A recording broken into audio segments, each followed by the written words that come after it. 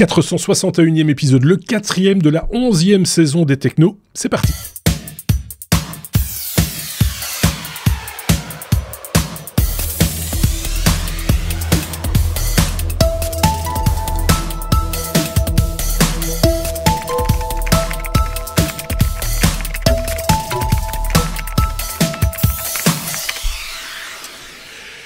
C'est parti mon kiki, avec un programme chargé, je vous le dis tout de suite, et on a deux chroniqueurs, comme souvent, on a un plus dans l'équipe, hein, vous le savez, mais ici, pour bien démarrer cet épisode, on est avec d'un côté David en direct de Thaïlande, salut David. De l'autre côté, en direct de Suisse, nous avons Thierry, salut Thierry. Salut.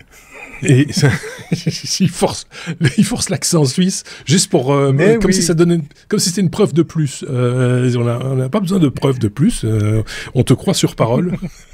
D'accord. Voilà. Ça marche. Il y a plein de news au programme. On va parler de design, on va parler de technologie forcément, ça vous me direz. On va parler d'iOS 18 un petit peu plus loin parce que c'était le jour de la sortie, c'est ça, où on est quasiment, on commence à le déployer. En quelques jours. Quelques jours, c'est ça. On parlera encore d'Intel qui va pas bien et entre autres choses. Et on terminera en parlant de Betacorn. C'est les 41 ans de la Betacorn. On retrouvera pour ce faire un de nos Sébastien en toute fin d'épisode. Mais vous le savez, depuis qu'on a démarré, depuis le début de la saison, de nouvelles séquences ont vu le jour, comme par exemple le bloc-notes que voici que voilou. Alors je vais vous dire le bloc-notes que voilou, qui pourrait être là si je le retrouve. Parce que j'ai préparé plein de choses. Les aléas du direct. Les aléas de l'enregistrement dans les conditions du direct. Mais ça va, j'ai retrouvé mon bloc-notes, puisque vous le savez, ça c'est mon précaré. Le bloc-notes, ce sont les news que moi j'épingle tout au long de la semaine et sur lesquelles mes petits camarades peut-être réagiront. Le patron de Telegram cède face à la justice et dévoilera les informations des utilisateurs en cas de demande judiciaire. Telegram a annoncé qu'il commencera à communiquer les adresses IP et les numéros de téléphone des utilisateurs qui violent ces règles en réponse aux demandes judiciaires valides. De plus, la plateforme a simplifié le processus permettant aux utilisateurs de signaler des contenus illégaux dans des chats privés. Ces changements visent à renforcer la coopération avec les autorités judiciaires. Le patron de Telegram, rappelez-vous, Pavel Durov, a été interpellé en France et mis en examen pour plusieurs infractions liées à la plateforme, comme la complicité dans des cas d'escroquerie, de trafic de stupéfiants, de cyberharcèlement, etc. Telegram, qui se présentait à l'origine comme une alternative à la mainmise du Kremlin sur la tech locale, a attiré de nombreux criminels, terroristes et réseaux pédophiles grâce à son chiffrement élevé, dit-on, mais manifestement pas tout à fait incontournable. Un créateur YouTube surnommé Chromalock a modifié une calculatrice TI-84+ pour permettre l'accès à ChatGPT. Si. La TI-84 est une calculatrice graphique programmable commercialisée par Texas Instruments à partir de 2004. Il a installé un circuit imprimé personnalisé dans la calculatrice permettant de se connecter à Internet et d'utiliser ChatGPT. C'est clair que juste avec son processeur Zilog Z80 d'origine cadencée à 15 MHz, il n'allait pas aller bien loin. Il fallait également un logiciel développé par le même Chromalock pour accéder à des fonctionnalités de triche, notamment l'interface donc de ChatGPT, un navigateur d'images et un navigateur d'applications, parce qu'en plus de ChatGPT, d'autres outils de tricherie sont disponibles sur cette super TI-84+. Chromalock assure qu'il ne cherche pas à encourager la malhonnêteté académique, mais que son blocage est uniquement destiné à des fins éducatives. Quand on regarde le modus operandi pour y arriver, c'est clair que c'est pas le premier crétin venu ou le premier cancre venu qui va pouvoir arriver à modifier sa vieille calculatrice, donc on le croit sur parole.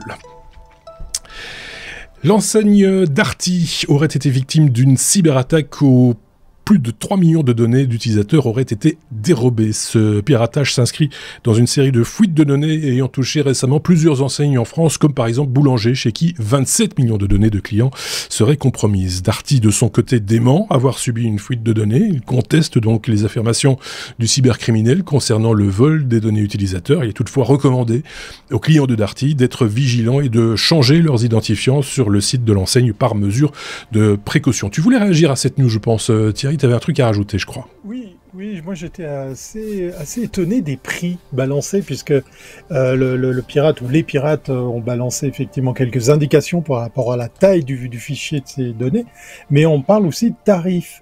Et c'est assez fou de constater que c'est, entre guillemets, bon marché d'acheter cette data. Est-ce que c'est monnaie courante maintenant de pirater à ce point-là des millions et des millions de data d'utilisateurs pour arriver à des prix si bas? Je sais pas, mais en tout cas, on devrait peut-être imaginer la bourse et les fluctuations des tarifs pour les ventes de données. Ça serait intéressant à suivre. Je me demande s'il n'y avait pas une espèce de, à un moment donné, un site avec des cotations comme ça mais c'est un truc. Je pense que ça doit exister. Sous le manteau, avec où on indiquait quelle était la valeur courante d'une adresse email, la valeur courante d'une adresse postale, la valeur courante d'un numéro de téléphone, etc. Mais je pense que ça existait. Mais j'ai pas la source, évidemment.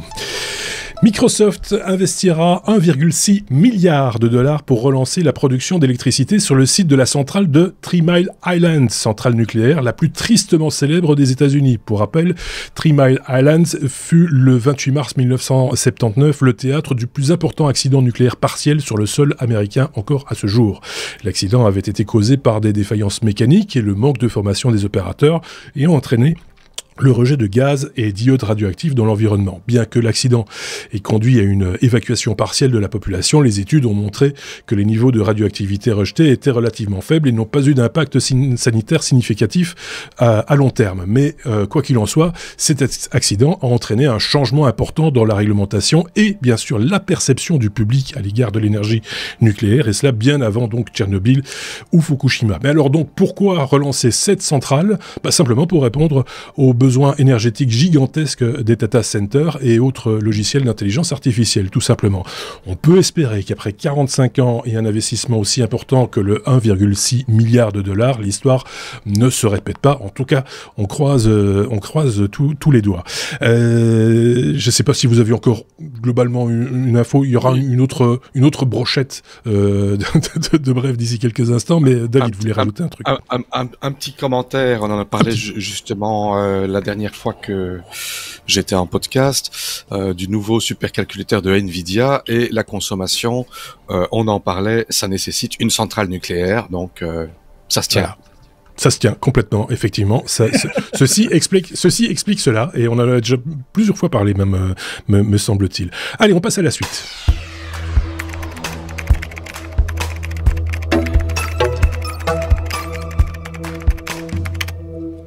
Il va peut-être falloir expliquer le titre de la news, parce que ça fait référence à différents éléments. Vous vous rappelez, on avait parlé de ça, c'était à l'occasion du CES, et c'est à cette occasion-là que tu en as ramené un, ou en tout cas tu l'as commandé, le fameux R1, ce petit boîtier qui allait révolutionner le smartphone. Un smartphone, enfin un boîtier à base d'intelligence artificielle, etc., et qui est une espèce d'énorme... Enfin, c'est pas un plantage, mais en fait, c'est une application Android qui est derrière. C'était un peu un feu de paille. Tu l'as entre les mains. On va parler de ça, mais on va aussi parler de design, puisqu'il y a du Johnny Ive là derrière et du Sam Altman qui s'associent justement pour revisiter le smartphone une fois de plus, une revisite. Exactement. Dans le titre, je vous parle du R1 de Rabbit, ce fameux device que j'ai en main qui fait environ 6 cm sur 6 cm avec un écran qui est malgré tout tactile et une molette par laquelle on peut interagir, mais c'est surtout avec la voix qu'on peut causer avec cette intelligence artificielle gonflée à ChatGPT. Comme tu l'as dit, derrière, c'est un simple circuit électronique très proche d'un smartphone. D'ailleurs, il y a des petits malins, pour la petite histoire, qui ont installé Android 12 là-dessus pour le recycler parce qu'ils en avaient marre de voir que ça servait pas à grand-chose. Il y a aussi Human, vous savez, ce petit pin, ce petit clip qu'on mettait comme ça à sa chemise, qui lui était interfacé avec la voix, mais qui avait un petit projecteur laser. On pouvait comme ça voir les numéros qu'on voulait composer pour faire un appel et faire ce genre de choses. Ce sont littéralement, peut-être virtuellement, 2 flops. Il y en a eu d'autres, ces devices qui nous promettaient de remplacer le smartphone. Mais là, on a quand même 2 grosses pointures. Hive qui a quitté Apple et qui a monté son propre studio. Loveform. Donc depuis 2019, il fait cavalier seul. Ça marche très bien pour lui. Il a des très beaux clients pour avoir travaillé autant d'années chez Apple. Il peut, parce qu'il a designé, il a designé ce que les Québécois appellent une table tournante, un pick-up, un tourne-disque si vous préférez, vendu à $50,000 quand même. Donc, c'est pas juste ça. Voilà. Ouais, il a fait ça. Entre autres, les amoureux de la musique. Il a fait un bouton aussi, un bouton pour des vêtements.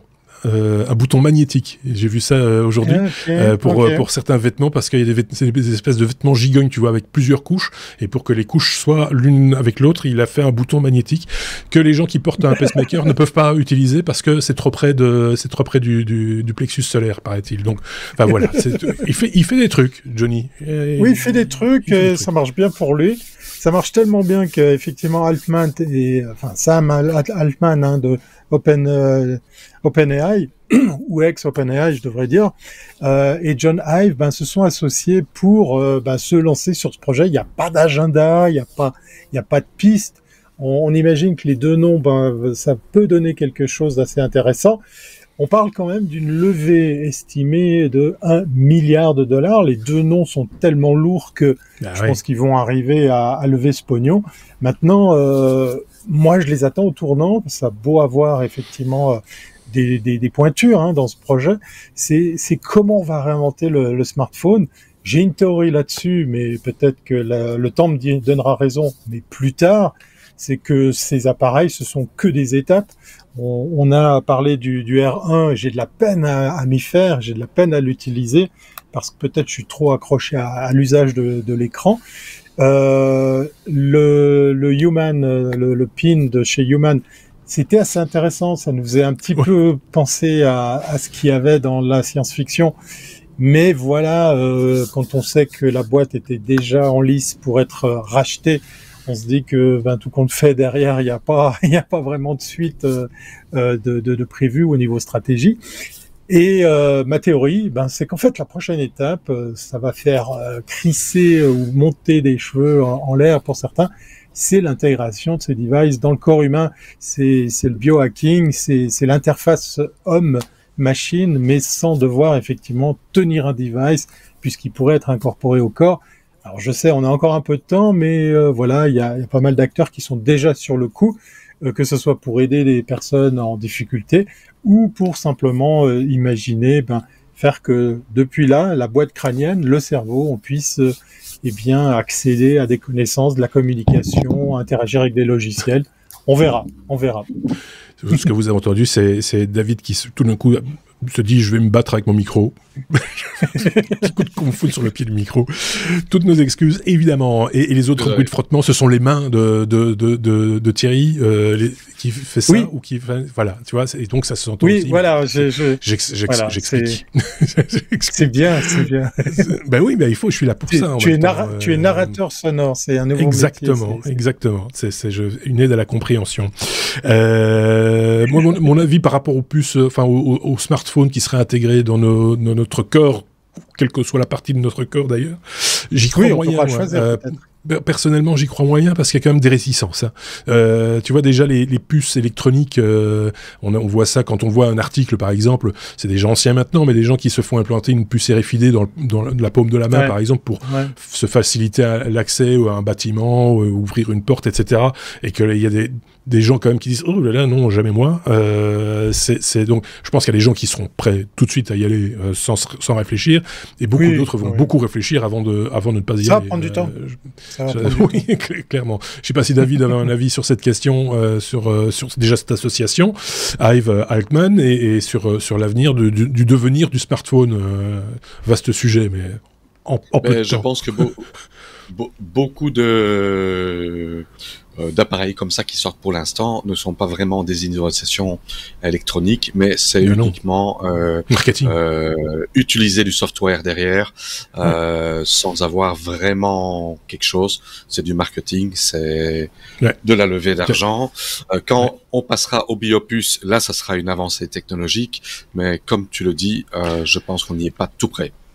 Je pense aussi qu'il y a, et puis on passe à autre chose, mais cet aspect de recherche aussi de l'innovation à tout prix, un petit peu comme la révolution de cet écran sur un téléphone, qui a changé nos usages, qui a fait évoluer nos usages du téléphone. Et je pense qu'il y a des gens qui se disent, je serai le Steve Jobs de demain, et on va inventer un nouvel usage, un nouvel usage du téléphone avec et bon, ils prennent des risques, ils essayent des choses, et puis ça passe pas. Et puis voilà, parce que tout le monde n'est pas Steve Jobs, sans doute, et que peut-être que demain, ça tombera. Could you tell me more about letechno.be?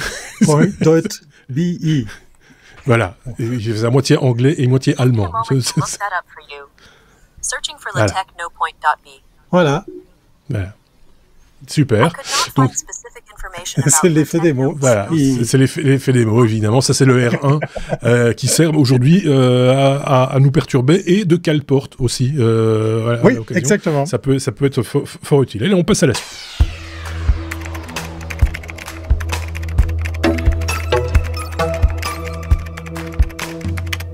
Qu'est-ce que c'est que cette technique? Ça, c'est une technique, il n'y a que David qui nous trouve des sujets comme ça, un peu, j'allais pas dire pointu, mais un peu particulier, auxquels on ne penserait pas nous-mêmes comme ça. Voilà, vaporiser les plastiques. C'est une nouvelle technique pour recycler le plastique simplement en le vaporisant. Et comment ça marche?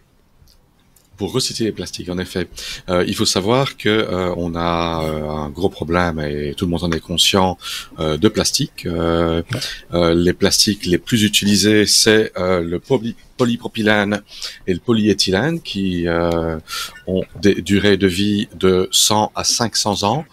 Pour donner un exemple, tout ce qui est les langes de bébés, les masques les masques Covid, les bouteilles de plastique, les serviettes hygiéniques, les filets de pêche, ça met 400 à 600 ans à se dégrader. Donc c'est un problème écologique. On retrouve du plastique partout, et on parle de plus en plus récemment qu'on retrouve des microparticules de plastique dans quasiment tous les organismes vivants.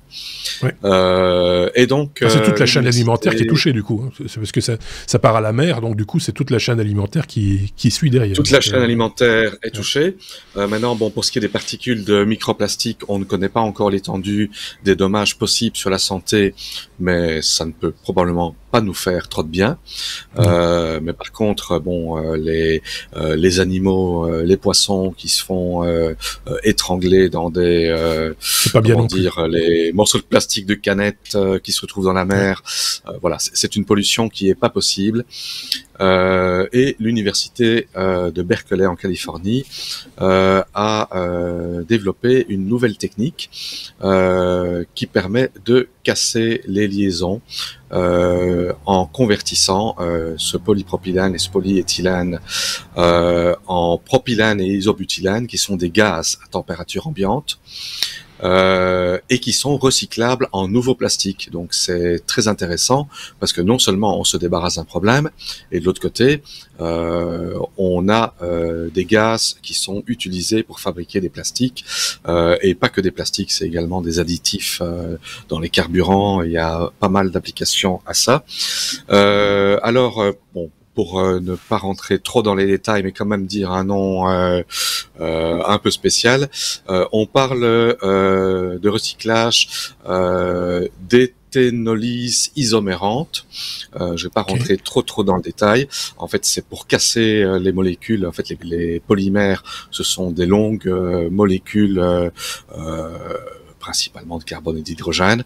Il y a des liaisons carbone doubles qui sont plus faciles à casser, et d'autres qui sont moins faciles à casser.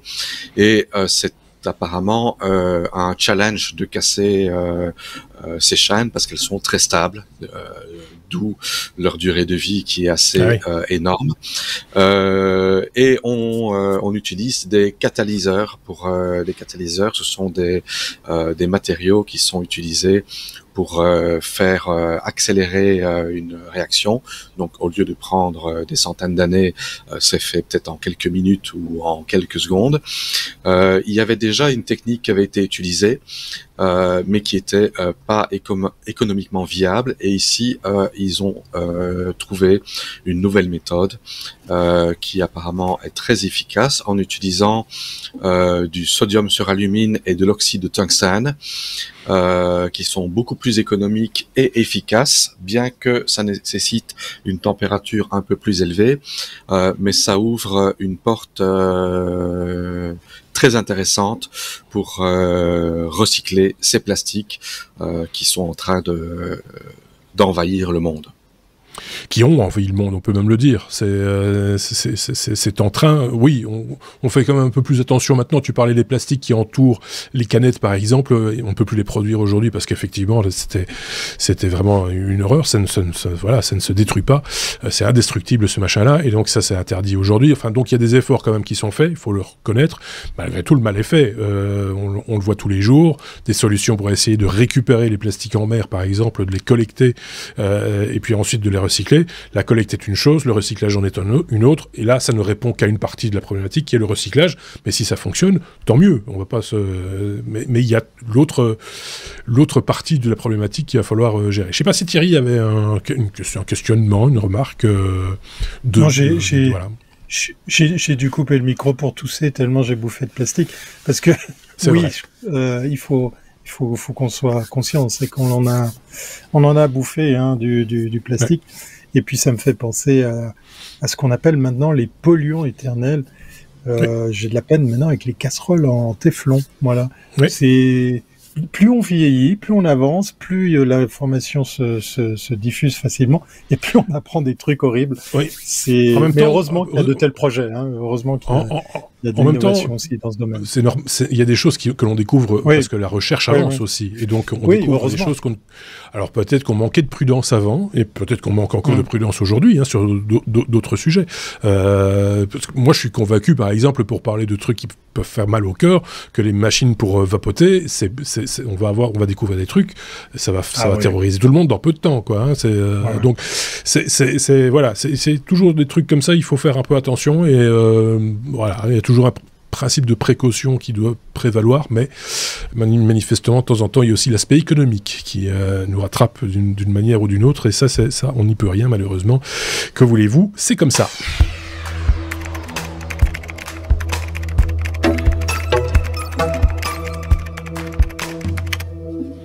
Désolé pour ce fatalisme. On a perdu les 2 tiers des auditeurs, ils se sont tirés une balle ou pendus. Voilà, non, restez avec nous. Mais surtout, restez avec nous, mais nous touchez pas aux IPv4 et en tout cas à certains blocs d'IPv4. On parle des adresses. Alors, par exemple, l'adresse IP, basiquement, c'est ce que vous retrouvez sur Internet, c'est l'adresse réseau, quoi. Voilà. Et on sait qu'il y a de plus en plus de devices connectés et que donc on commence à être à court de numéros. C'est con, mais c'est vrai. C'est de ça dont il s'agit, David, quelque part dans ton sujet. C'est bien ça, et on y est déjà à court depuis déjà plusieurs années. Les IPv4, ce sont des adresses Internet qui sont composées de 4 séries de chiffres entre 0 et 255. Donc, il y en a 4,2 milliards à peu près de disponibles. Il y a l'IPv6 qui a été développé depuis fort longtemps, mais qui n'est pas encore adopté, qui est difficile à se faire adopter, qui lui propose d'avoir un nombre astronomique. Chaque personne sur Terre pourrait avoir plus d'adresses IP que de secondes qu'il y a dans l'âge de l'univers. en exagérant peut-être pas beaucoup. Voilà. Mais il y a ce problème des IPv4 qui sont en pénurie. Des grosses sociétés libèrent de temps en temps certains de leurs blocs. Tous les hébergeurs du genre OVH, etc., qui fournissaient des adresses gratuites ont augmenté les prix. C'est passé à un demi-euro par mois par adresse IP, puis à 1, et puis maintenant à 2. Ce qui fait que voilà. Il y a des techniques qui sont d'utiliser du NAT, de la traduction d'adresse réseau, pour pallier un peu ce problème pour les appareils qui n'utilisent pas l'IPv6. L'IPv6, personnellement, j'en suis pas très fan. Et c'était quand même très facile de retenir 4 chiffres plutôt que de devoir retenir un truc à coucher d'or avec des 2 points. Oui, qui ressemble plus à une... C'est un peu comme essayer de retenir une adresse Mac. Oui, j'allais dire. Ouais. Ça ressemble pas mal. Une adresse Mac, c'est encore possible, mais une adresse IPv6, pas. Alors, voilà. Ça, c'est pour parler du problème de la pénurie d'adresses IPv4. Et il y a un bloc qui s'appelle le bloc 240/4, qui a un bloc d'adresse IP qui va de 240.0.0.0 à 255.255.255.255, qui comprend 6% des adresses IP totales disponibles en IPv4 et qui avait été considéré comme étant de classe E, réservé pour des utilisations futures. Et donc, il y a pas mal de personnes qui se sont dit, mais il nous manque des adresses, il y a 6% des adresses qui sont là réservées pour des utilisations futures. Ben, on est dans le futur et on en manque, pourquoi pas les réutiliser. Alors, le chef scientifique du Centre Internet Réseau de la région Asie-Pacifique, Geoff Huston, a dit « ce n'est pas une bonne idée du tout. Il ne devrait pas être ouvert au public parce que le problème, c'est qu'on a déjà tenté d'utiliser ce bloc de manière expérimentale et voir comment ça pouvait se passer. Mais le problème, c'est que tous les appareils, tous les routeurs réseau, tout le matériel existant, on lui a dit quasiment en hardware, tu n'y touches pas. C'est un truc qui est réservé.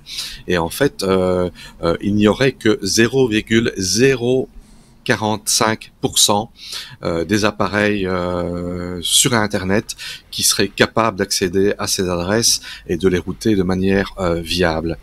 Donc, ça nécessiterait des mises à jour qui extrêmement coûteuses de tout le matériel. Ça rendrait obsolète beaucoup de matériel. Il faut savoir que dans le réseau, on a parfois des routeurs qui datent d'il y a 10 ans, qui fonctionnent toujours très bien, qui font toujours leur job, et ça pourrait casser tout ça. Donc voilà, le bloc 240/4 trop réservé. Il peut rester inutilisé sans conséquences négatives et mieux vaut ne pas y toucher. Voilà, donc ce que je dis, il était trop réservé. On l'a gardé trop longtemps de côté, il s'est complètement refroidi, et du coup, plus personne s'y intéresse, parce que tout le monde s'était dit, on l'utilisera jamais, et maintenant qu'on en a besoin, voilà, c'est malin, non, c'est pas malin, justement. Tout ça pour dire que ça ne fait pas avancer le schmilblick, on est toujours à court d'adresse IPv4 et que l'IPv6 ne progresse manifestement pas, c'est ce que tu disais en début de sujet, mais on trouvera toujours une solution parce que finalement le développement d'Internet, il devra faire avec, entre guillemets, donc, et le développement des réseaux de manière générale, je pense, ça va pas freiner nécessairement tous ces développements dans l'avenir, mais c'est rigolo quand même de penser qu'on avait pensé avoir une petite réserve et que finalement elle servira pas. Moi, ça me fait rire. ce genre de truc. Dites, les amis, si on passait à une autre série de... Quelle bonne idée. Non, parce que moi j'ai encore mon bloc-notes n'est pas fermé, si vous voyez ce que je veux dire, donc on peut y retourner. Voilà. Ça fait partie de mes notes. J'avais écrit voilà, et puis voilà. Ben voilà. Selon l'OMS, l'utilisation problématique des réseaux sociaux est en hausse chez les jeunes européens, passant de 7% en 2018 à 11% en 2022. Les jeunes présentent des symptômes similaires à ceux de l'addiction, paraît-il. Incapacité de contrôler leurs utilisations excessives, sensation de manque, abandon d'autres activités. Ce sont ce genre de symptômes-là. Autre exemple, un tiers des adolescents jouent en ligne quotidiennement et 22% d'entre eux au moins 4 heures par jour. 12% ont un comportement problématique face aux jeux en ligne donc.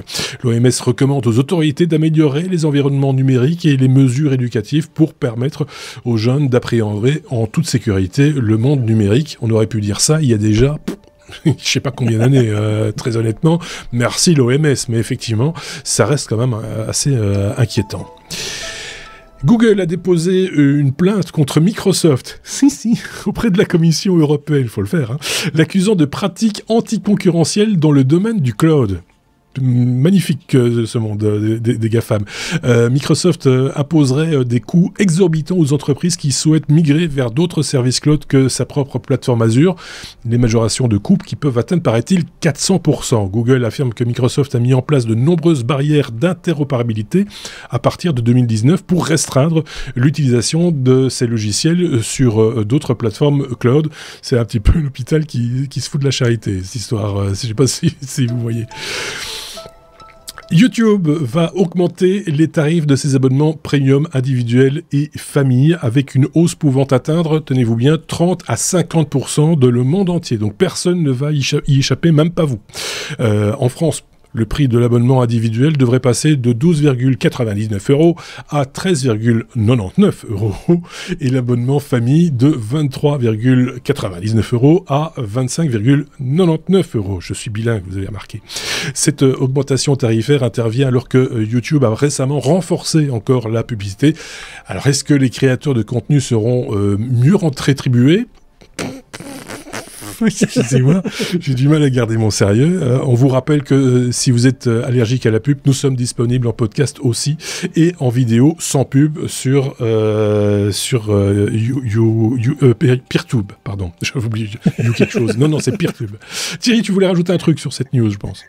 Oui, c'est marrant parce que l'agenda fait que dernièrement, j'ai eu l'occasion d'interviewer un des gros acteurs ici dans les médias et dans la distribution des médias ici en Suisse, puisque ça y est, la plupart des opérateurs qui vous fournissent la télévision en replay à travers Internet, puisque voilà, les ondes hertziennes et la télé, c'est deux choses totalement différentes ici en Suisse. On regarde plus la télé avec son antenne sur le toit. Eh bien, ça y est, la pub qui vient en pré-roll, pour utiliser un terme bien connu sur YouTube, débarque sur les replays de vos téléviseurs. Et puis, quand vous faites un fast-forward, eh bien, pareil, c'est une image fixe qui apparaît pour faire de la pub. Ça devient dur de l'éviter, cette pub, et c'est marrant parce que tu l'as dit dans cette chronique.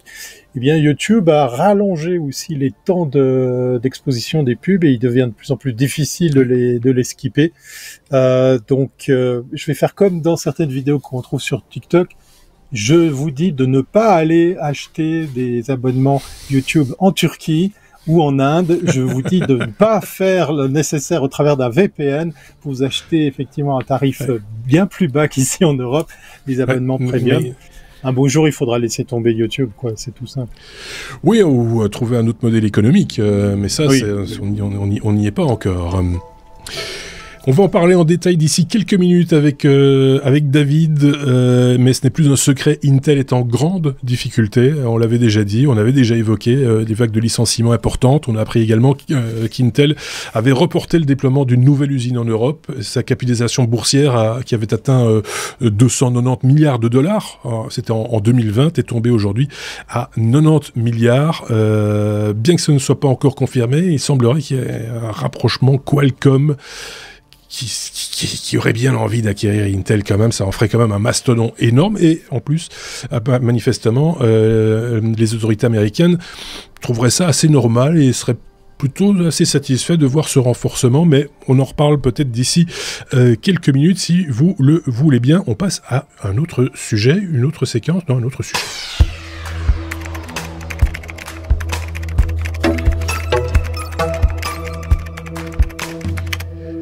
On l'a évoqué en début d'épisode, iOS 18 débarque, Thierry. Ça y est, c'est là. C'est la révolution. C'est la révolution. Il faut tout jeter, il faut tout racheter. Voilà. Amazing. Voilà. Eh bien non, parce que effectivement, je vais vous faire le pour et le contre, parce que voilà, on n'est pas marié avec un OS. Je suis autant à l'aise sur Android que sur iOS. À l'heure où je vous parle dans cette chronique, je suis en train de m'amuser à surfer sur une tablette sur Android, même si à côté de moi il y a un iPad, un R1 de chez Rabbit et un ordinateur sous macOS. Enfin bref, voilà, tout ça pour vous dire que dans les trucs positifs de cette arrivée de iOS 18, alors moi je suis un petit peu de la revue parce que j'ai testé cette version en bêta depuis de nombreux mois. Ça y est, elle est maintenant disponible pour le tout un chacun. Je vous reparlerai dans une autre news ce dont on espérait voir atterrir sur nos smartphones, c'est Apple Intelligence. Mais voilà, faisons un peu de teasing, on y reviendra. Dans les choses très positives, c'est effectivement là pour le coup, démonter décourager les détracteurs qui disent ouais, on est obligé de changer d'appareil, etc. La liste est assez longue de ces iPhones qui vont continuer à supporter ce nouvel OS. C'est assez surprenant, c'est une belle chose puisqu'on a des appareils qui datent de pas mal d'années en arrière. Alors je vais pas faire la liste complète. Bien évidemment, il y a l'iPhone 16 dans toutes ses versions, l'iPhone 15, l'iPhone 14 dans toutes ses versions, voilà, etc. Et on va descendre. L'iPhone 12, l'iPhone SE de 2020, l'iPhone 11 et l'iPhone 11 Pro Max, l'iPhone 11 tout court, celui que j'ai aussi en main, l'iPhone XS, l'iPhone XS Max et l'iPhone XR. Donc ça, c'est dans les bonnes choses pour dire que, voilà, ça y est, l'obsolescence programmée, le message, en tout cas pour l'éviter, a été entendu chez nos amis de Apple. Par contre, bien évidemment, il y a un mais, c'est que si vous voulez faire tourner Apple Intelligence, eh bien, il faudra au minimum un iPhone 15 Pro Max ou aller sur la gamme des iPhone 16, ces fameux modèles qui sont sortis. Dans les contres, les détracteurs de chez Apple, contre Apple, vont ricaner pour dire, et ils ont raison, puisque ça fait pas mal d'années que ça existe, oui, vous êtes marrant, mais iOS 18, c'est que un relooking de cet OS avec des fonctionnalités qui existaient chez nous déjà depuis longtemps sur Android, c'est-à-dire, par exemple, c'est le gros truc, c'est le wow effect, c'est de poser vos icônes n'importe où. Voilà, vous n'êtes plus obligé de faire qu'elles se suivent, vous pouvez les disposer comme vous voulez. Pour un peu que vous avez un fond d'écran assez sympa, vous pouvez, par exemple, pourquoi pas, entourer le sujet que vous avez à l'image avec vos icônes que vous pouvez placer. Il y a aussi la colorisation des icônes. Je parle de trucs qui sont vraiment gadgets parce que fondamentalement, ça va pas changer grand-chose. Voilà, ça va pas changer grand-chose à l'usage de votre iPhone. C'est, par exemple, d'avoir toutes les icônes dans une teinte qui, par exemple, sera inspirée du fond d'écran ou que vous aurez défini par vous-même. Beaucoup de choses au niveau visuel, au niveau interface utilisateur. C'est peut-être pour ça d'ailleurs que cet OS est compatible avec autant de modèles, parce qu'au niveau innovation technologique, au niveau usage, on est encore bien loin de ce que peuvent proposer certains appareils sur d'autres OS. Donc voilà, ça y est, ça fait quelques jours, c'est pas ce soir où on enregistre que iOS 18 est disponible. Je vous ai partagé quelques-uns de ces articles qui font la liste. Vous allez retrouver pléthore d'ailleurs de vidéos sur YouTube de gens qui sont très contents de vous dire qu'est-ce qu'il y a sur iOS 18. Encore une fois, ça m'a fait sourire étant donné que j'avais découvert tout ça. Peut-être une des choses qui vient iOS 18 mais qui est pas encore implémentée, en tout cas ici en Suisse, j'ai pas eu encore accès. C'est l'avènement, et là pour le coup Apple va pas faire du fanfare et du trombone, des tambours, c'est RCS pour les messages, voilà, l'uniformisation de l'envoi de messages. On connaît déjà sur Android le RCS, ce protocole qui par exemple permet de faire des messages très longs, de mieux véhiculer du multimédia, ce genre de choses, ça y est, va atterrir sur nos iPhones et sur nos iPads. Dans la foulée, bien évidemment, il y a aussi un nouvel OS pour les montres et un nouvel OS iPad 18 pour les iPads, avec aussi une belle liste d'appareils compatibles. Un tour sur toutes ces fonctionnalités. Puis pour terminer sur une note positive, moi, il y a une fonctionnalité que j'adore, c'est depuis Mac. si j'ai la flemme, eh bien, je peux télécommander mon iPhone qui est dans une autre pièce, puisqu'effectivement, une des nouvelles fonctionnalités qui vous est proposée, ne me demandez pas à quoi elle sert, mais moi, ça me permet de pas bouger de mon canapé, c'est de télécommander votre iPhone à distance depuis votre ordinateur, si vous l'avez, par exemple, sur les genoux. Voilà, c'est sympa. À un moment donné, je le répète régulièrement, hein, et depuis qu'on fait ce podcast, ça fait plus de 10 ans maintenant, à chaque fois je me fais la même réflexion, c'est pas parce qu'on sait le faire qu'il faut le faire. Ça vaut aujourd'hui, ça vaut pour à peu près ou absolument toutes les marques et tous les gadgets entre guillemets qui nous entourent. Au-delà de ça, oui, technologiquement, on peut s'émouvoir, mais est-ce que c'est nécessaire? Est-ce que ça améliore notre vie? Est-ce que voilà, j'ai pas l'impression. Hein, je veux dire, moi, depuis une semaine, je suis un homme nouveau. Oui, je vois ça. Oui. Je pense que David sera d'accord avec nous. Ça n'a pas changé ta vie. Tu n'as pas, voilà. Hein? J'ai pas d'iPhone, donc ça change. Il est sur Android. Mais que ce soit un iPhone ou un Android, peu importe toutes ces manifestations technologiques et ces petites annonces qui n'en sont pas. C'est vrai que même sur Android, les dernières versions, j'ai pas été très épaté des entre guillemets nouvelles fonctionnalités que j'ai eu dur à trouver. Oui, c'est ça. Non seulement elles sont difficiles à trouver, mais en plus de ça... Au contraire, tu t'y retrouves de moins en moins, parce qu'à chaque fois, ils changent les choses. Je vais prendre quelques secondes, mais l'idée que les icônes puissent se mettre n'importe où sur l'écran, je ne trouve pas que c'est une avancée, c'est un sujet de bordélisation. C'est très bien que les choses soient bien rangées sur un écran, c'est déjà difficile de fois de s'y retrouver, mais si en plus de ça, on peut les mettre à cheval sur le... Attention, t'es en train de virer Suisse, là, comme tu parles. Oh. Oui. Et surtout que quand ton téléphone se déverrouille dans ta poche, tes icônes se réorganisent de manière différente sans et tu les retrouves plus. Ça, c'est juste, c'est pas faux. Saleté de poche. On parle d'évolution et d'innovation. Excusez-moi, mais ça, c'est une marche arrière. C'est comme je disais la semaine passée. Rajouter une charnière sur un téléphone, c'est une marche arrière. Je suis désolé de vous le dire. Mais je vais pas polémiquer une fois de plus. Je vais encore m'attirer les foudres de ceux qui défendent la charnière.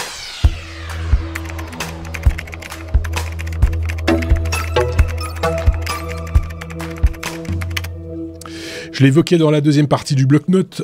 Effectivement, ça se passe pas bien pour Intel. Qualcomm est intéressé, pas que Qualcomm d'ailleurs.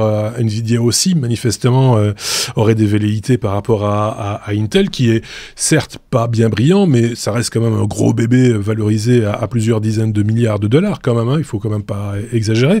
Qu'est-ce qu'il y avait à rajouter par rapport à ça, David? T'as un petit peu creusé la question. J'ai vu que t'avais relevé en tout cas deux sources de première main. Oui, j'ai relevé deux sources. Donc Qualcomm, c'est un fabricant de processeurs sur smartphone. On va dire qu'ils ont quasiment la majorité du marché des processeurs équipant les smartphones hors Apple. On va dire Android donc principalement, mais également dans les box TV, dans les TV intelligentes, voilà.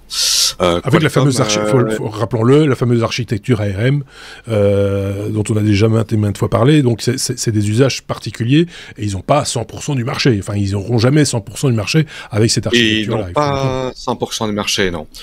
Mais ils sont grands. Ils ont une valuation de 186 milliards de dollars aujourd'hui, qui est quasiment le double de ce qu'Intel est tombé. Intel était, comme tu le disais, à 200 et ils sont tombés un petit peu en dessous de 100 milliards de dollars.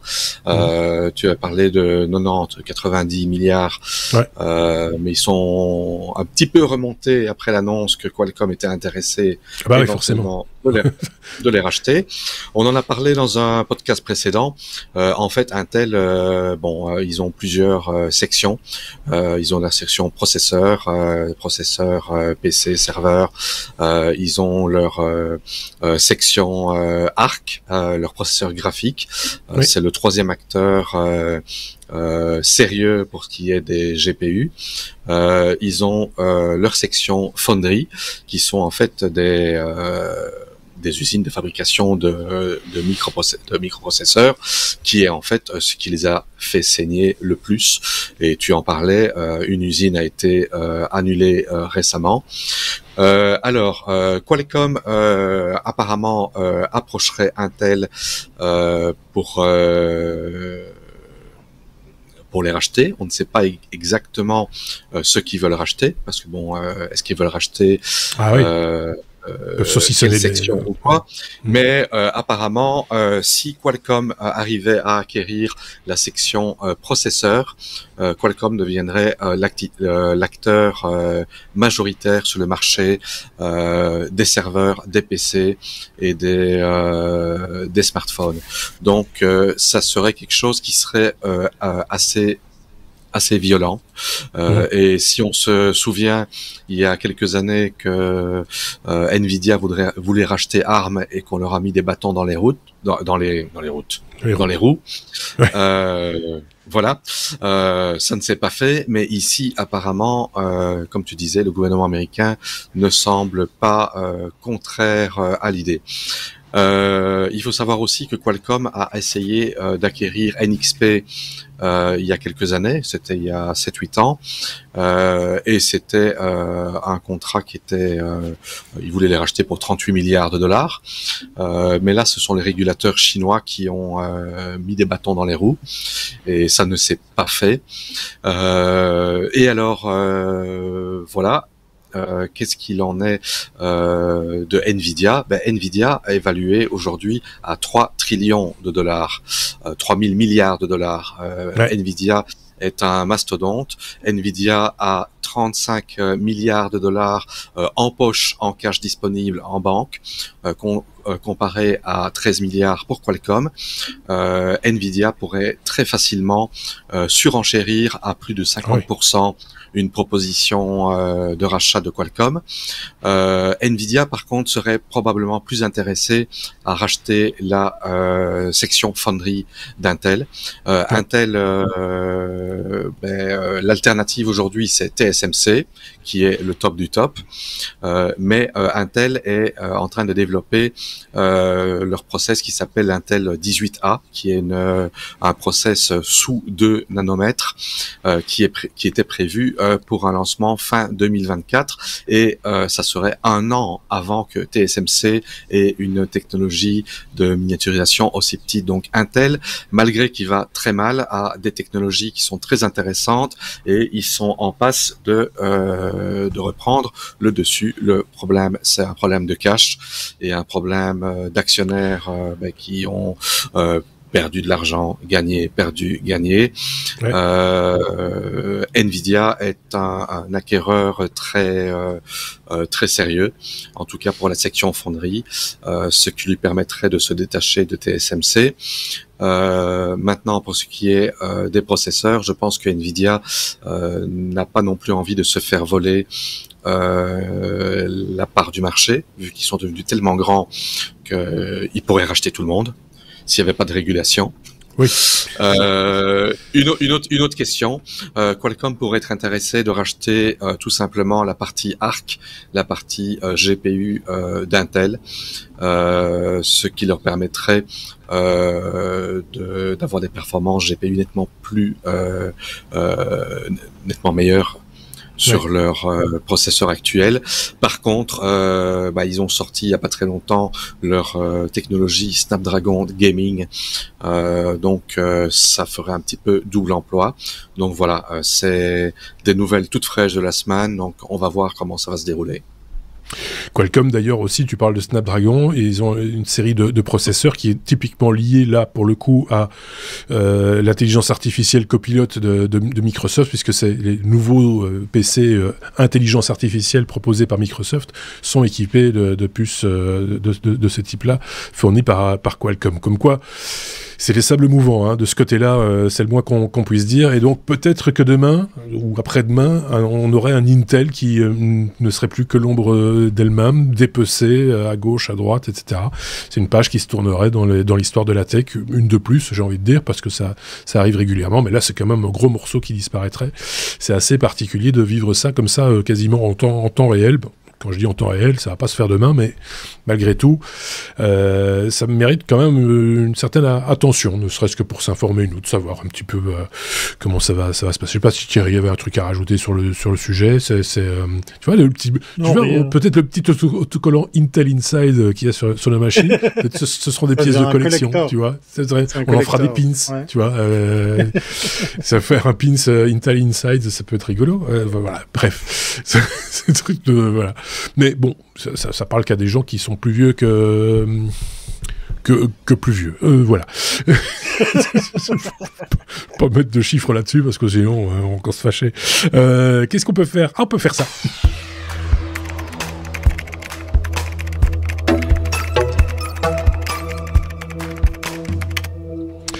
Thierry, justement, puisque je parlais d'intelligence artificielle et de l'arrivée de Apple Intelligence sur l'iPhone, il y a un calendrier maintenant connu, parce que quand on nous l'a annoncé, on nous a quand même dit que ça viendrait progressivement et que l'Europe, ce serait plus tard, pas tout de suite, on attendra un peu. Ouais, voilà, il va falloir attendre que les États légifèrent et puis que Apple sorte un petit peu du bois pour balancer des dates. C'est Gurdman, un célèbre journaliste de la tech, qui ose s'essayer à sortir un agenda. Il se trompe rarement, hein, donc ouais. je vais le partager avec vous par rapport aux nouvelles fonctionnalités qu'on va imaginer voir arriver. Et ça, c'est en mettant en parenthèse le fait que l'Europe versus Apple Intelligence, c'est pas encore le grand amour, donc ça va principalement, je pense, concerner le marché américain. D'ailleurs, les premières versions bêta auxquelles ils ont droit sont principalement en anglais. C'est une news qui est tombée il y a quelques jours. On est en train d'enregistrer aujourd'hui le 25 et c'est le 23 qu'on a appris que effectivement, notre ami Gurman s'essaye à cet agenda, la 18.1 qui sortirait en octobre avec les outils pour le texte, une nouvelle interface pour Siri, enfin, j'ai envie de dire, tri des notifications email, la gomme magique en 18.2, donc là je vous parle des versions bêta, hein, qui pourraient là sortir en décembre avec les Genmoji, vous savez, les fameux emojis qu'on pourra générer soi-même, on pourra s'amuser avec. L'image Playground, l'intégration de ChatGPT, enfin, ce fameux deal dont on en parle depuis pas mal de mois. Une nouvelle interface pour mail, là aussi j'ai envie de dire enfin. Là pour le coup ça n'a rien à voir avec l'intelligence artificielle, quoique peut-être il y aura de l'AI dedans et ça sera pas mal de pouvoir je sais pas, effacer 18 000 mails en retard d'un coup d'un seul. L'ouverture à d'autres pays anglophones, donc voilà, l'arrivée des autres langues. Apple, là, pour le coup, avait parlé de l'année prochaine, 2025, pour les nouvelles langues. Donc pour nous, pour le français, il faudra attendre pratiquement l'été 2025. 18.3 janvier, une partie des nouveautés de Siri, voilà, d'autres fonctionnalités. De nouvelles langues, lui, il se permet de dire que ça sera le français. Moi, j'y crois pas. Je sais qu'il y a toujours un train de retard. Et puis en mars, on verra la 18.4 avec le nouveau Siri au complet, le contrôle des apps, principalement aussi avec Siri, et puis les connaissances personnelles, ce fameux cloud qui va se partager de façon privative pour l'intelligence artificielle. Tout ça, c'est de la belle musique parce que avec ce qui se passe en Europe, avec les lois, c'est pas gagné, c'est pas encore signé. Aux États-Unis, il y a de fortes chances que ça verra le jour. Maintenant, il y a aussi un problème de taille et de poids. Je vous l'ai dit tout à l'heure, il n'y a pas tous les iPhones qui seront capables de digérer cette information et donc d'être à même de faire tourner Apple Intelligence sur tous les modèles de la gamme. On est pratiquement sur le 15 Pro Max et la gamme des 16 pour enfin l'utiliser. Je vais pas revenir sur cette sortie de nouvel iPhone, mais beaucoup se plaisent à dire, et je leur donne un peu raison, que c'est la sortie de l'iPhone le plus compatible avec Apple Intelligence. Si vous êtes déjà sur un 15, voire un 14, changez rien, vous allez rien manquer. Mais pour ceux et celles qui sont un peu comme moi frustrés de pas pouvoir toucher justement de l'Apple Intelligence, eh bien voilà, nous Suisses que nous sommes, on n'est pas dans l'Europe, mais on est au même tarif, bloqué sur cet usage. eh bien, sachez que j'ai pu faire joujou avec Apple Intelligence. Alors, c'est un bien grand mot. Déjà, première chose, ce n'est pas sur un iPhone, mais c'est sur une version bêta de macOS. Et oui, ça y est, il débarque. Alors, c'est les débuts du renouveau, justement, de Siri. J'ai pu faire joujou avec ça. Alors, c'est pas foufou, mais voilà. Le premier truc que je peux partager avec vous, c'est que c'est super réactif, c'est assez bluffant, c'est d'une rapidité incroyable, sachant que probablement il y a une partie qui est traitée dans le cloud. Donc en gros, on se résume à pouvoir lancer les applications. Étonnamment, on peut pas les fermer. Siri vous dit gentiment, bah tu fais pomme Q pour quitter l'application, tu fais ça à la main. Encore plus simple. Voilà, beaucoup plus simple.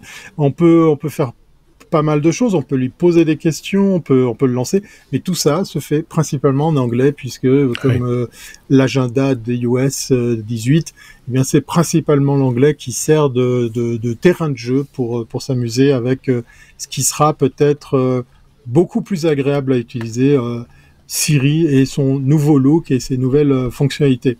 Je me réjouis parce que vraiment il y a des choses qui se passent, et puis là, pour un petit peu déborder sur cette news, bah ça y est, du côté de chez Amazon, on va booster Alexa avec justement de l'intelligence artificielle, déjà qu'elle était pour ma part une des meilleures interfaces audio entre Siri, Google et Amazon. Et force est de constater que tout le monde est en train de se bouger dans ce domaine. Et puis il y a l'open source aussi, il y a de très très beaux projets qui se font. Moi je suis fan de Home Assistant et on peut commencer à faire du ChatGPT, à faire son propre Jarvis. Il y avait des projets en France aussi. Sans décoller. sans décoller son siège. Sans décoller. Mais ça commence à devenir très humain, très réactif, très utile. Ça me fait peur, moi. Donc on se réjouit. Moi, je m'en réjouis. S'il y a un humain de plus ici, ça, je pense qu'à un moment donné, il va falloir montrer qui est le maître. À un moment donné, non, mais c'est vrai. Le test de Turing, voilà. On fera le test de Turing, mais il paraît que ça résiste. Donc voilà. Okay. Donc voilà. Tous ces retards, effectivement, à mon avis, c'est aussi des problématiques techniques. Ils sont pas certains de leurs produits, peut-être tout de suite, parce qu'il faut le sortir. Là, je l'avais dit, Microsoft avait déjà fait des annonces assez fortes. Il y a pas si longtemps, finalement. Il y a quelques mois maintenant, donc forcément il fallait avancer. Et puis il y a la fameuse DMA, Digital Market Act en Europe, qui fait peur. Évidemment, ils n'ont pas envie d'être à l'amende parce que ça tombe. Les amendes commencent déjà à tomber sur certains opérateurs, et ça coûte cher, en tout cas si on paye. Et donc on sait jamais s'ils payent, on sait jamais. Voilà. Mais voilà, je sais pas si David voulait vite rajouter un truc là-dessus avant qu'on passe à la suite. Oui, je pense que le problème d'évolution est plus un problème de législation qu'autre chose, parce que créer son propre assistant aujourd'hui avec les API OpenAI, Whisper et Google Voices, on sait déjà faire son propre assistant soi-même en quelques lignes de code JavaScript. Donc c'est plus des problèmes législatifs et de pas se faire taper sur les doigts et d'avoir des amendes qui font que ça prend du temps. Et il faut du contrôle autour de tout ça, autour des données des gens. Et enfin voilà, on peut pas leur reprocher d'être un peu plus prudent que d'autres, mais ça retarde, ça prend plus de temps. Du coup, voilà, c'est comme ça. Qu'est-ce que vous voulez ? Qu'est-ce que je pourrais vous dire à ce stade-ci, après 57 minutes et 22 secondes d'enregistrement, qu'on pourrait peut-être passer à ceci.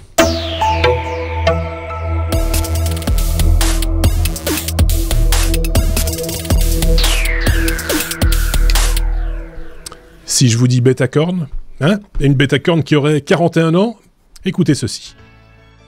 Le 27 septembre 1983, Richard Stallman, alors chercheur au laboratoire d'intelligence artificielle du MIT, annonce le projet GNU, ou GNU si vous préférez.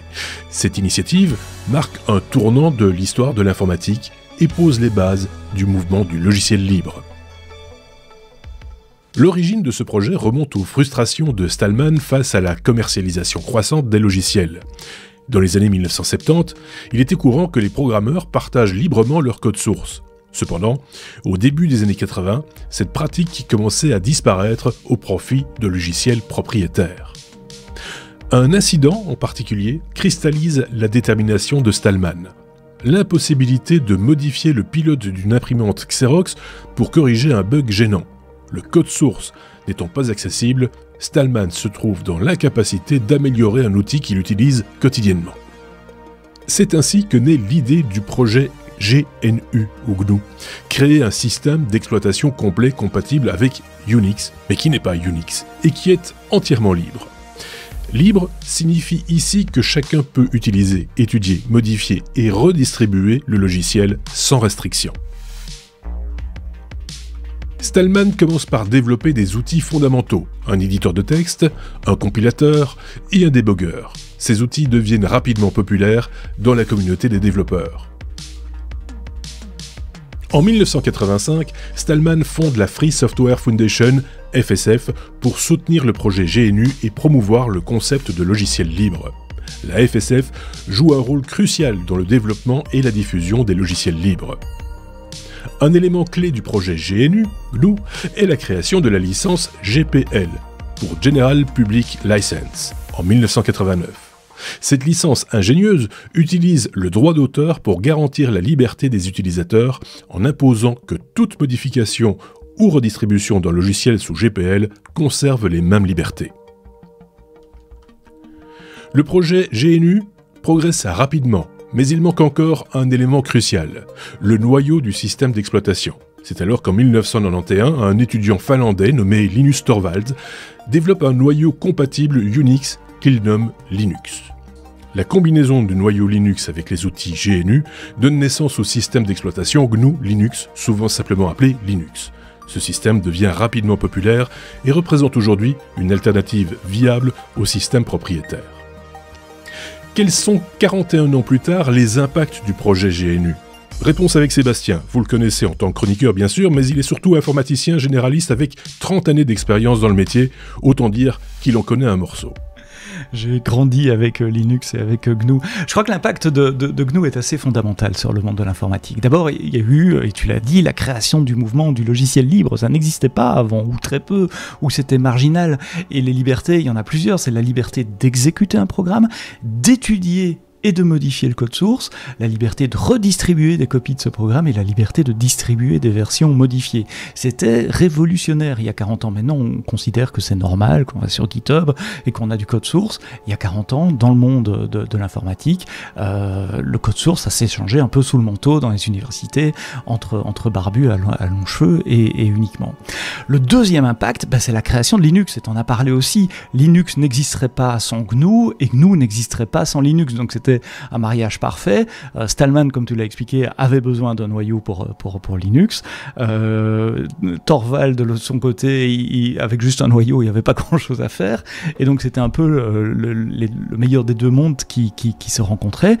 Je rappelle quand même aujourd'hui qu'on estime que 96% à peu près des serveurs web dans le monde tournent sur Linux et que 90% du cloud tourne sur Linux. C'est pas marginal Linux, c'est marginal sur le desktop, on a déjà beaucoup parlé dans les technos, qui a 5% de part de marché, mais sur le serveur, c'est une domination massive. Internet aujourd'hui, l'Internet des objets, l'Internet des serveurs dans les data centers, ça tourne plus sur les Unix propriétaires de Sun Microsystems, d'HP, d'IBM, ça tourne sous Linux et donc avec GNU. Et puis il y a eu une influence également sur les licences. Tu as parlé de la GPL. C'est le début de ce concept de licence de redistribution de logiciels libres. La GPL est très utilisée aujourd'hui. Et puis, elle a fait des petits, il y en a beaucoup plus. Parce que, et là, je vais peut-être me faire des ennemis en racontant ça. Moi, je trouve que la licence GPL n'est pas entièrement libre, puisqu'elle l'oblige quand même à redistribuer sous une licence GPL. On ne peut pas changer de licence. Depuis, il y a des licences un peu plus... un peu plus favorables aux entreprises qui sont arrivées, qui sont Apache 2 et qui sont la licence MIT, qui en gros dit faites ce que vous voulez, y compris si vous voulez utiliser le logiciel à des fins commerciales ou le redistribuer dans une forme commerciale. Mais tout ce mouvement et ce travail sur les licences a commencé avec Richard Stallman et avec nous. Et avec ça, et c'est mon quatrième point, une contribution peut-être à une certaine éthique, une certaine philosophie de la place de l'informatique dans la société, de ce qu'on doit faire avec les données ou ce qu'on ne peut pas faire. Je dis toujours en blaguant que la Free Software Foundation et les copains de Stallman, c'est un peu des ayatollahs du logiciel libre. Alors il y a une connotation négative évidemment et je ne la veux pas, mais je veux dire ce sont des extrémistes dans la pensée. Eux pensent que tout le logiciel doit être libre et que le logiciel libre est la seule forme acceptable. Et il faut des gens comme ça pour bouger les lignes et pour avancer. Donc GNU et Linux ensemble et le GPL, c'est difficile de séparer ces sujets-là. Là, le GPL, la licence GPL, c'est difficile de séparer ces sujets-là quand on en parle. Ont aidé à façonner l'informatique du XXIe siècle. Est-ce qu'on peut parler d'une utopie qui a réussi ou pas ? Est-ce qu'elle a réussi ? Elle a réussi parce qu'elle est partout. Elle est un peu dans nos téléphones portables, elle est sur les serveurs. Est-ce qu'elle a réussi dans le sens où il n'y a plus de licence commerciale, tout le logiciel est libre et le savoir s'échange librement ? Non, il y a encore du travail à faire. Que peut-on espérer ou craindre du projet GNU pour, disons, les 40 prochaines années ? La réponse de Sébastien en forme de conclusion. Espérer, c'est qu'il reste des volontaires ou des bénévoles suffisamment forts et suffisamment motivés pour continuer à driver ces projets, parce que des logiciels, ça évolue, il y en a des nouveaux, et il faut les maintenir. Donc il y a une énorme base de code qui est là, je le répète, les fondements de l'informatique moderne qu'il s'agit de faire évoluer. Et il n'y a pas beaucoup d'entreprises, à ma connaissance, qui travaillent sur la partie GNU. Il y a beaucoup d'entreprises qui mettent des fonds et des développeurs sur la partie noyau, sur Linux, parce que c'est l'intérêt d'IBM, d'Amazon, de Cisco et de tas d'autres de le faire. Sur la partie GNU, j'ai l'impression, je peux peut-être me tromper, mais que c'est un peu plus confidentiel et que c'est plus les passionnés qui continuent de développer ce genre d'outils-là. Donc ce qu'on peut espérer, c'est qu'ils continuent. Ce qu'on peut craindre, c'est que le mouvement GNU et la licence GPL sont un peu marginalisés face à une croissance qu'on observe des modèles propriétaires. Il y a eu beaucoup de débats et on en a déjà parlé dans les technos sur des changements de licence, de logiciels extrêmement populaires comme Elasticsearch qui visent d'une certaine façon à se protéger, qu'on n'utilise pas leur logiciel dans des contextes de cloud par exemple ou d'offres à ce service, et l'apparition de toute une série de modèles qui restreignent la liberté qu'on a avec le code source, la liberté au sens de la Free Software Foundation, donc les 5 libertés que j'ai évoquées avant, et donc une érosion un peu de ces principes de liberté. Et on a de plus en plus d'intérêts commerciaux qui sont en jeu, des grosses boîtes qui mettent des gros budgets pour faire évoluer des logiciels en open source, mais en open source, ce n'est pas nécessairement libre, c'est pas parce que le source est disponible que c'est du logiciel libre au sens où l'entend Richard Stallman et la Free Software Foundation. Et donc en parallèle de ça, il faudra observer également ces nouveaux défis légaux, politico-économiques, géopolitiques parfois, autour de à qui ça appartient, comment on va le faire évoluer, quelle est la gouvernance de ces modèles. Reste une question cruciale et importante pour briller en société. On dit GNU ou GNU? Pour moi, c'est GNU, parce qu'il y avait le jeu de mots clair avec l'animal. Donc, c'est un acronyme récursif. GNU, ça veut dire GNU is not Unix. Donc, le G de GNU, c'est GNU. Et dans tous les bouquins que j'ai vus au début sur GNU, il y avait l'illustration de l'animal africain, le GNU, qui s'appelle en français GNOU. Donc, pour moi, c'est GNU. Il n'y a pas de doute là-dessus. L'histoire n'est-elle pas belle, mes amis, cette histoire de GNU? Moi j'aime bien encore ce genre d'histoire. Je sais pas, est-ce que David, avant qu'on ne se quitte, voulait rajouter quelque chose à cette histoire de GNU? Non, tout a été dit, et de manière très bien, je trouve. Ah ben voilà. Et je suis content. Un joli sujet. Je suis content. Si on l'a coulé le bec à David sur ce sujet-là, c'est qu'on a réussi.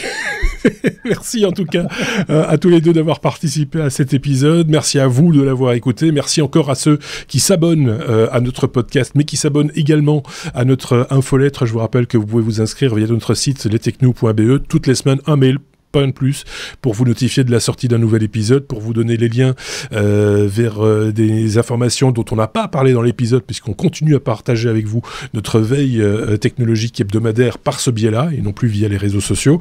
Et puis, quand il y a des informations à vous communiquer sur la vie de notre podcast de manière générale, c'est par ce vecteur-là également que nous le communiquons. Donc, abonnez-vous sans attendre, j'ai envie de dire, et on se fera un plaisir de vous y accueillir.